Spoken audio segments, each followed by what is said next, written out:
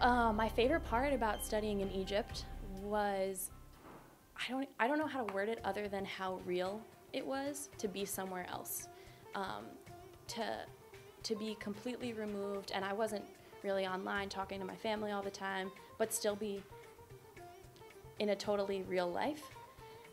The reason I say it like that is because I will never ever forget walking down the street and looking down because my toes were getting damp and being really confused because they were getting damp with blood and panicking, being like, what is going on? And it turns out that that was a traditional butcher's way of telling everyone the meat was fresh.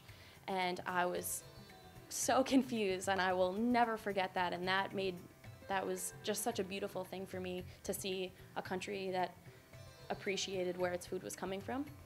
And then for Tunisia, my favorite moment was sitting with one of my host moms, and we were watching National Geographic Abu Dhabi in Arabic. It was in Modern Standard Arabic, and she didn't really speak Modern Standard. She only spoke Tunsi, so it was almost weird because I kind of felt like I was getting, at the very least, as much out of it as she was, because I had studied Standard. And we were having these conversations in the commercials and talking about the pictures and the animals, and it was this show called Monkey Thieves, and it was about monkeys in India who had taught themselves to break into houses to steal food.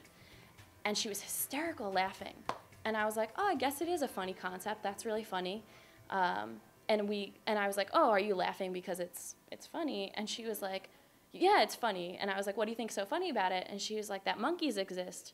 And I was like, what? And she said, well, monkeys exist, and people in your country still believe in Darwin. And I thought it was crazy that